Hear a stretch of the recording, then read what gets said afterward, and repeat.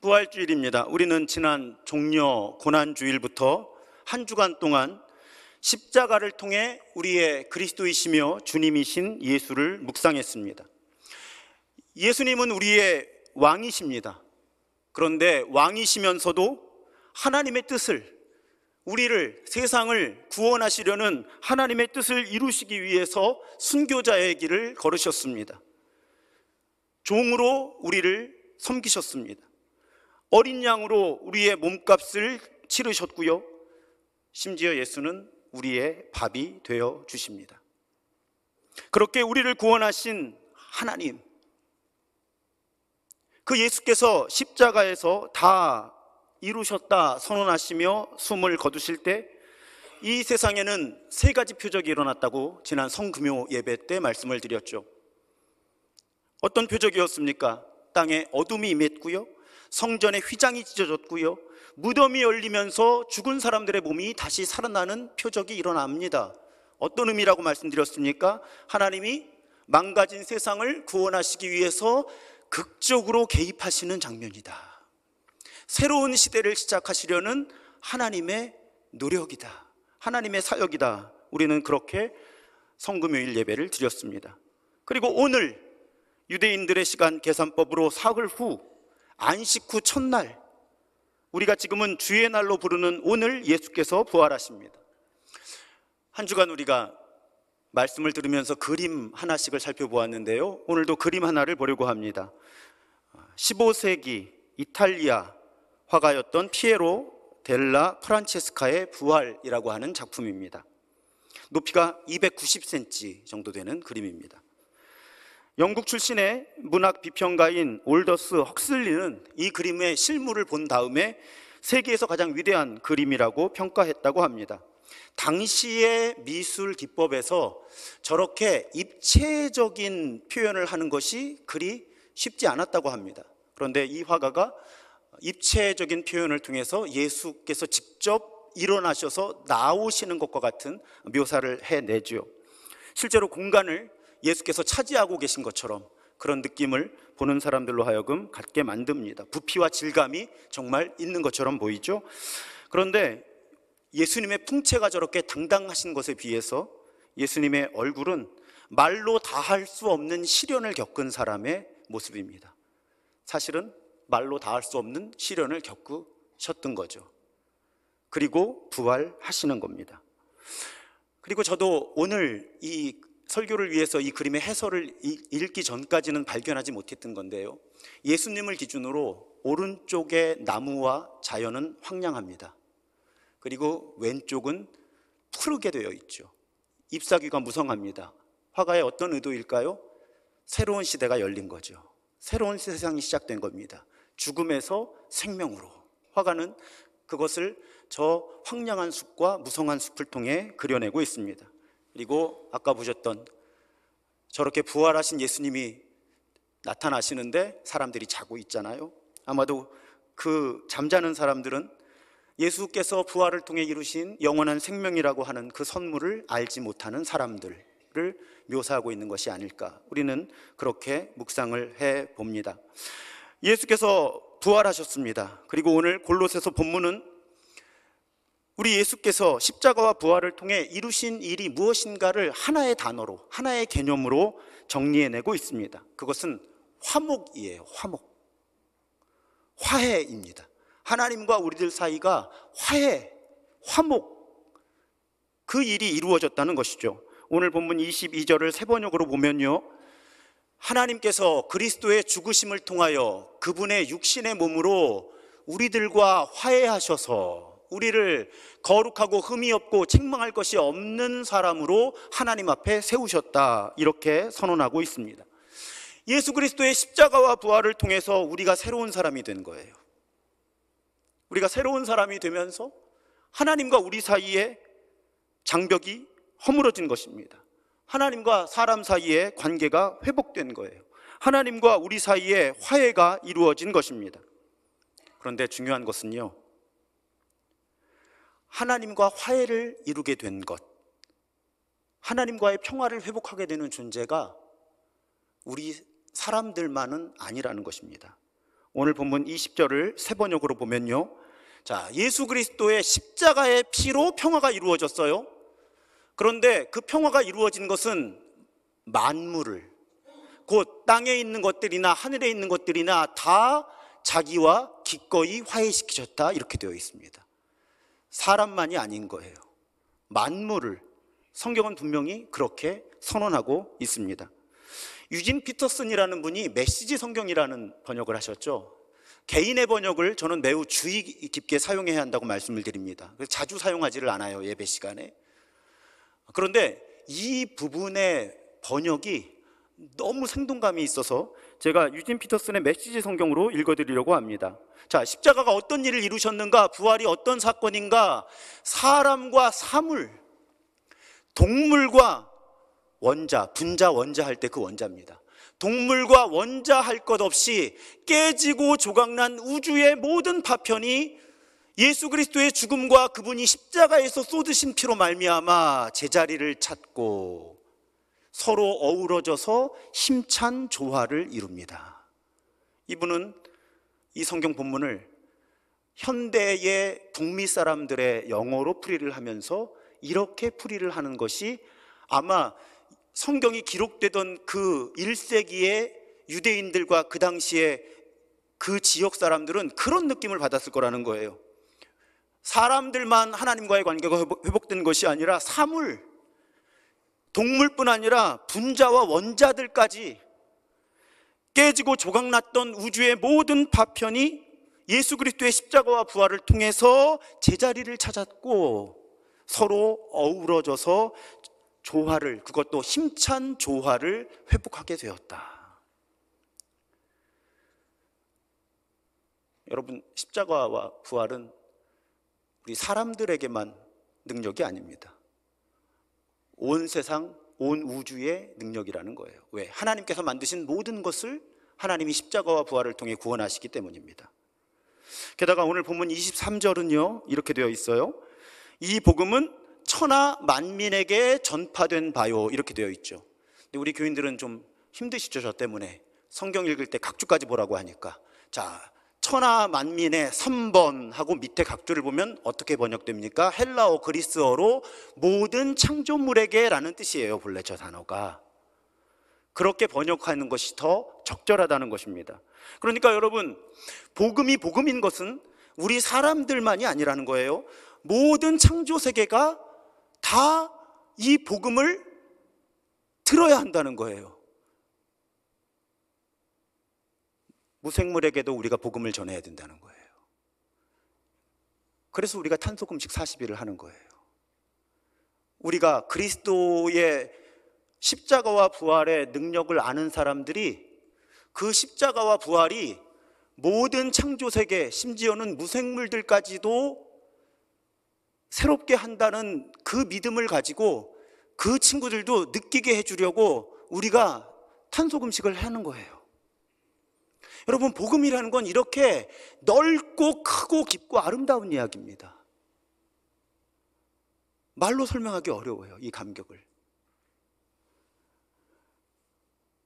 우리 교회 새가족 과정 기독교 무엇이라고 하는 성경 공부 첫날 보시는 그림입니다. 이 그림을 아직 못 보신 분들은 문제가 있으신 거예요.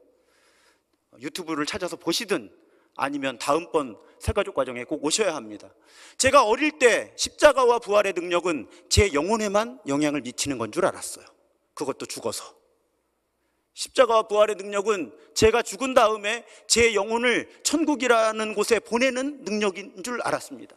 그러다 성경을 읽다가 알게 되었습니다. 성경은 몸의 부활을 말하죠. 아, 십자가와 부활의 능력은 내 몸도 구원하는구나. 그렇게 성경을 읽다가 알게 되었습니다. 십자가와 부활의 능력은 개개인, 사람 한 사람 한 사람에게만 영향을 미치는 것이 아니라 온 세상에 영향을 미친다는 것입니다. 불의와 증오가 가득한 세상에 십자가와 부활은 그 나라에, 그 세상에 하나님의 공의와 사랑을 선포하게 하는 능력이라는 거죠. 아, 십자가와 부활은 한 사람 한 사람의 삶을 새롭게 하는 능력일 뿐만 아니라 이 세상을, 이 사회를 바로잡는 능력이구나 알게 되었던 거예요. 그러다 마침내 성경은 사람과 사람들의 세상뿐 아니라 하나님께서 만드신 모든 창조 세계를 회복시키시는 능력이라고 하는 것을 성경을 통해서 제가 알게 되었습니다. 여러분, 그리스도의 십자가와 부활은 모든 망가진 것들을 그 상태에서 회복시키시고요, 하나하나의 요소들을 회복시키실 뿐만 아니라 그 요소들이 서로 연결되어서 조화를 이루게 하는, 그래서 하나님께서 지으신 이 세상의 모든 것을 회복시키시는 능력이 십자가와 부활에 있다는 것입니다. 오늘 본문에 보면 예수 그리스도를 죽은 자들 가운데서 먼저 나신 이라고 번역을 하죠. 유진 피터스는 메시지 성경에서 이 표현을 부활의 행진을 이끄시는 분이라고 번역합니다. 너무 멋있는 표현이죠. 예수께서 앞에 서신 거예요. 뒤를 모든 창조 세계가 따르는 겁니다. 부활의 생명력을 회복하는 행렬이 만들어지는 거죠. 예수께서 앞장을 서시는 부활의 행진을 이끄시는 거고요, 사람들뿐 아니라 모든 창조 세계가 그 부활의 생명력을 가지고 회복되고 새 생명을 얻도록 우리 예수께서는 그렇게 십자가와 부활을 감당해 주신 것입니다. 근데 여러분, 이 고백이 쉽질 않아요. 왜 쉽질 않습니까? 현실이 어렵기 때문이에요. 우리 현실이 망가져 있기 때문에 그렇습니다. 예수 그리스도의 십자가와 부활이 모든 창조 세계를 구속했다고? 그런 말 하지 마십시오. 이 망가진 세상을 보십시오. 망가진 생태계를 보십시오. 예수 그리스도의 십자가와 부활이 모든 사람의 세상을 새롭게 한다고요? 그런데 왜 우리가 사는 세상은 이렇게 정의롭지 못한 일과 미움이 가득합니까? 그래서 우리의 고백이 자꾸 축소되는 거예요. 그러다 결국은 어디까지 축소되는 겁니까? 그래, 예수 그리스도의 십자가와 부활은 내 영혼에만 영향을 미칠 거야. 내 영혼 죽은 다음에 천당 가는 그 일밖에는 예수 그리스도의 십자가와 부활이 해낼 수 있는 일은 없을 거야. 우리는 그렇게 위축되기 쉽다는 거예요. 근데 여러분, 제가 현상이 망가진다고 해서 고백이 위축돼서는 안 된다 자주 말씀드립니다. 오히려 눈에 보이는 것들이 망가질수록 우리는 믿음으로 고백해야 하는 것이죠. 예수 그리스도는 십자가와 부활로 모든 창조 세계를 새롭게 하신 줄 믿습니다. 우리 눈에 보이는 현실이 그렇지 않을 때 오히려 우리는 우리의 믿음의 고백을 더 분명하게 외쳐야 하는 겁니다. 오늘 부활절은 그렇게 새롭게 고백하는 날이에요. 예수 그리스도는 십자가와 부활을 통해 모든 창조 세계를 새롭게 하셨다. 오늘은 이 고백을 새롭게 해야 하는 날입니다. 여러분, 사실은 눈에 보이는 현실과 하나님 나라의 비전 때문에 갈등했던 사람들은 우리뿐이 아니죠. 성경에 보면 이 고민을 심각하게 했던 대표적인 사람들이 구약의 예언자들, 선지자들이었습니다. 예언자들, 선지자들은 망해가는 세상을 보는 거예요. 아무리 정치 권력, 종교 권력을 향해서 회개하라고 바로잡아야 산다고 외쳐봐야 소용이 없습니다. 오히려 거짓 예언자들이 인기를 얻고요, 진짜 예언자들은 차별과 박해를 당했습니다. 하지만 예언자들이 포기하지 않고 외칠 수 있었던 것은 그 예언자들에게 꿈이 있었기 때문이에요. 어떤 꿈이요? 하나님이 반드시 개입하셔서 바로 잡으실 것이다. 그 믿음의 고백이, 그 꿈이 분명했기 때문에 예언자들은 차별과 박해를 당하고 순교의 길을 걸으면서도 하나님의 나라가 올 것이다를 외칠 수 있었던 거죠. 예언자들에게는 낡은 체제를 아파하고 비판하는, 또 그 체계에 저항하는 태도가 있었을 뿐만 아니라 하나님께서 이루시는 새로운 세상에 대한 소망이 함께 있었다는 것입니다. 그들의 이런 생각을 제가 좋아하는 표현이 하나 있어요. 예언자적 상상력이다, 이렇게 부릅니다. 예언자적 상상력. 오늘 이 단어 하나만 기억해 주시면 좋겠어요. 미국의 구약학자 월터 브루그만이라는 사람이 이 선지자들이 가지고 있던 예언자적인 상상력, 망가진 체계를 비판하고 저항하면서도 하나님께서 이루시는 새로운 세상에 대한 소망을 품고 계속 그 소망을 이루어가려고 헌신하는 그들의 태도를 예언자적 상상력이라고 부르면서 우리의 그리스도이시고 주님이신 나사렛 예수께서 이 예언자적인 상상력의 전통을 이은 분이라고 성경을 통해 규명을 합니다. 여러분, 우리 사순절 지나는 동안에 복음서를 통독했죠. 얼마나 예수님께서 당시의 낡은 체제를 신랄하게 비판하셨는지 우리는 압니다. 예수님은 정면 충돌하셨습니다. 당시의 낡은 종교와 정면 충돌하셨잖아요. 너희들이 알고 지키는 율법 그거 아니다 선언하셨습니다. 심지어는 성전에 들어가셔서 성전 제사를 중단을 시키시기도 했고요, 성전이 무너질 것이다라고 말씀하시기도 합니다. 그렇게 예수께서는 당시의 낡은 종교에 비판하셨을 뿐만 아니라 저항하셨죠. 그렇게 순교자의 길을 걸으신 거예요. 그런데 여러분, 예수님의 목표는 결코 당시의 낡은 종교 또 제국의 정치를 해체시키는 것이 예수님의 목표가 아니었다는 것입니다. 예수님의 목표는 그 망가진 세상 속에 하나님의 나라를 이루는 거였어요. 그래서 예수님은 끊임없이 다르게 처신하는 겁니다. 당시의 정치가 이야기하는 모습대로 살지 않으시고 당시의 종교가 이야기하는 모습대로 살지 않으시면서 정말 하나님께서 꿈꾸시는 세상에 하나님의 사람들이 어떻게 살아야 하는지를 예수님은 말과 행동을 통해 보여주신 거예요. 그래서 여러분, 그런 관점에서 성경을 보십시오. 왜 예수님이 태어나시는 이야기에 많이 가진 사람, 높은 사람이 없습니까? 예수님이 이 땅에 오시는 성탄의 이야기부터 그 이야기에는 주류에 의해서 비주류로 밀려나간 사람들, 사회 주변부에 머물던 사람들, 변두리에 머물 수밖에 없었던 사람들, 가난한 사람들, 그 사람들의 이야기만 성탄의 이야기에 등장하는 거예요. 예수님이 이 땅에서 공생의 사역을 하실 때도요, 여러분, 많이 가진 사람, 지위가 높은 사람들과 함께 하시는 시간보다는 우리가 적어도 읽어내는 복음서의 증언은 예수께서는 성전에서도 차별받던 사람들, 가진 것이 없고 사회적인 지위가 낮고 종교적으로도 차별받던 그런 사회적인 약자들, 비주류와 예수님은 함께 하셨다는 것입니다.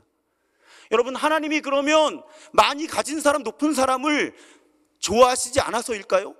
미워하셔서일까요? 그렇지 않은 거예요. 예수께서 이 땅에 오셨을 때 보여주고 싶었던 사람, 보여주고 싶으셨던 세상의 모습이 있는 겁니다. 그런 세상은 사람 위에 사람 없고 사람 밑에 사람 없는 세상이라는 거죠.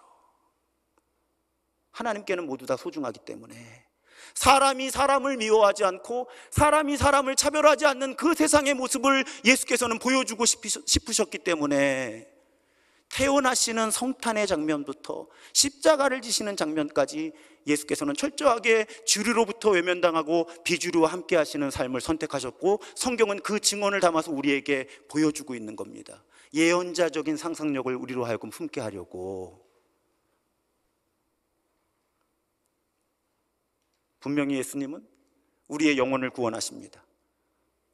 하지만 예수님은 우리의 영혼만 구원하시는 분이 아니고요, 모든 창조 세계를 구원하시는 하나님이신 줄로 믿습니다.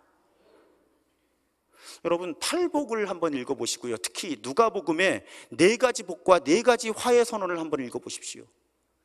제가 매일 기도회를 통해서 반복해서 말씀드리죠. 하나님의 나라는 끊임없이 거꾸로 생각하는 나라입니다.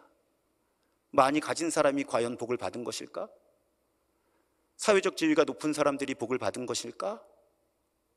계속 질문하라는 세상.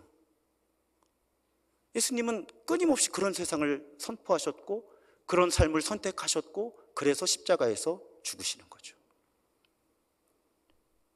결정적으로 오늘 예수님의 부활이야말로 새로운 세상이 열린다 하는 신호입니다.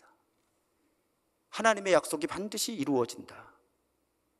망가진 현실을 살아가는 모든 생명들, 망가진 현실 자체가 결국 새로워지는 세상이 온다. 아까 보신 그림에서도 화가는 그걸 담아내고 있는 거죠. 죽음의 세상이 생명의 세상으로 바뀌는. 사랑하는 여러분, 우리가 정말 예수 그리스도의 부활을 믿는다면요, 그리고 정말 그 부활의 은혜 가운데 살아가기를 원한다면요, 오늘 우리의 기도는 성령께서 우리에게 오늘 부활절에 선지자들과 예수 그리스도에게 주셨던 이 예언자적인 상상력을 부어주시기를 우리는 기도해야 할 줄로 믿습니다.